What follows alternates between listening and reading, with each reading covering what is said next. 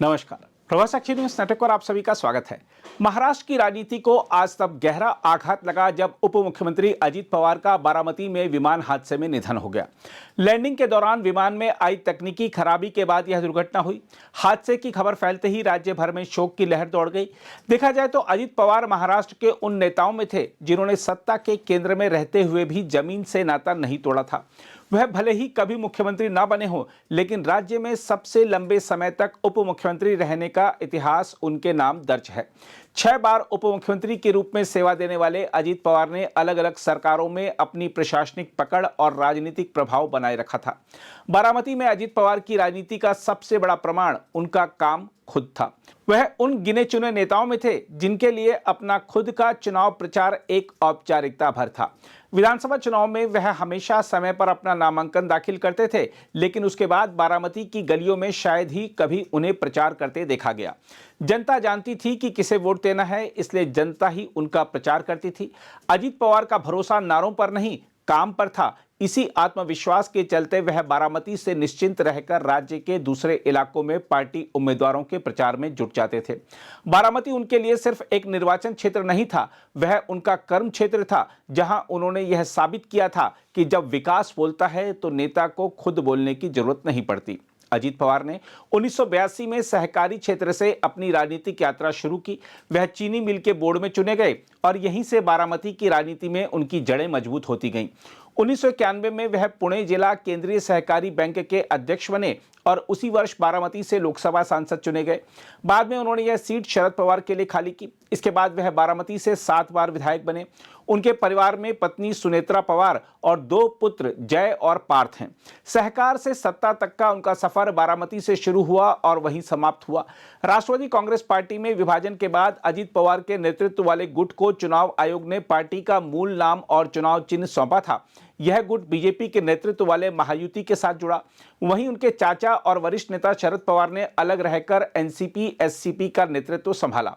यह विभाजन महाराष्ट्र की राजनीति का सबसे भावनात्मक और निर्णायक मोड़ माना गया। दोनों पक्षों का विवाद अदालत के दरवाजे तक पहुंचा, लेकिन हाल के दिनों में पवार परिवार एकजुट नजर आ रहा था। हम आपको याद दिला दें कि 2024 के लोकसभा चुनाव में अजित पवार ने अपनी पत्नी सुनेत्रा पवार को अपनी चचेरी बहन सुप्रिया सुले के खिलाफ उतारकर पारिवारिक और राजनीतिक रिश्तों में तीखापन ला दिया था।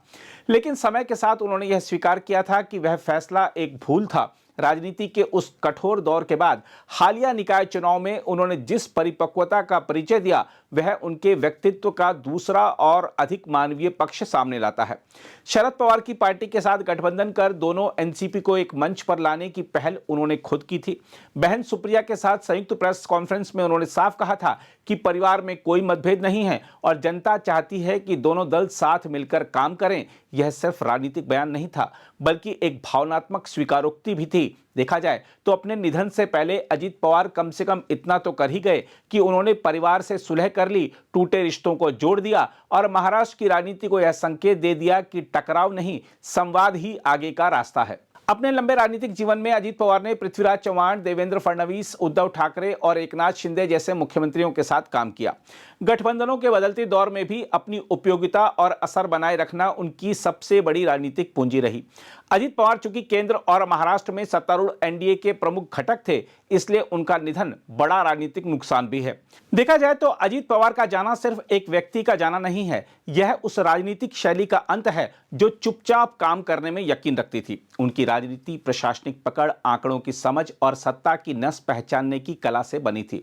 शरद पवार की विशाल छाया में राजनीति शुरू करना आसान था, लेकिन उस छाया से निकलकर अपनी पहचान बनाना बेहद कठिन था। अजित पवार ने यह कठिन रास्ता चुना। वह हमेशा इस द्वंद्व में रहे कि उन्हें उत्तराधिकारी के रूप में देखा जाए या एक स्वतंत्र नेता के रूप में। शायद इसी बेचैनी ने उन्हें बार बार जोखिम लेने के लिए प्रेरित किया। 2019 की वह सुबह भारतीय राजनीति के सबसे नाटकीय क्षणों में गिनी जाती है, जब उन्होंने अचानक सत्ता का समीकरण बदल दिया था।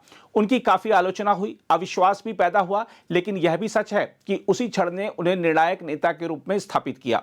बाद में चुनाव आयोग का फैसला उनके पक्ष में जाना इस बात का संकेत था कि राजनीति में साहस कई बार वैधता भी दिला देता है।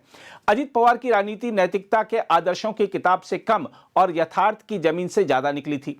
यही कारण है कि वह आलोचकों के निशाने पर पर भी रहे और समर्थकों के भरोसे का केंद्र भी बने। वह जानते थे कि सत्ता स्थायी नहीं होती, लेकिन प्रभाव बनाया जा सकता है। उन्होंने वही किया।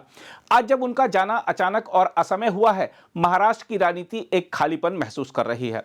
यह खालीपन सिर्फ पद का नहीं, उस अनुभव का है जो दशकों में गढ़ा जाता है। आने वाले समय में यह सवाल और तीखा होगा कि क्या कोई नेता सहकार से सत्ता तक के इस रास्ते को फिर उसी धार और दृढ़ता से तय कर पाएगा। इसमें कोई दो राय नहीं कि अजित पवार की विरासत विरोधाभासों से भरी रही, लेकिन शायद यही उनकी सच्ची पहचान भी है।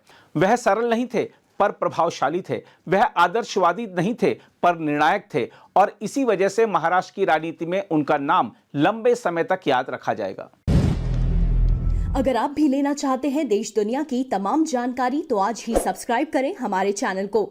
साथ ही नीचे दिए बेल आइकन को जरूर दबाएं ताकि हर अपडेट आप तक पहुंच सके।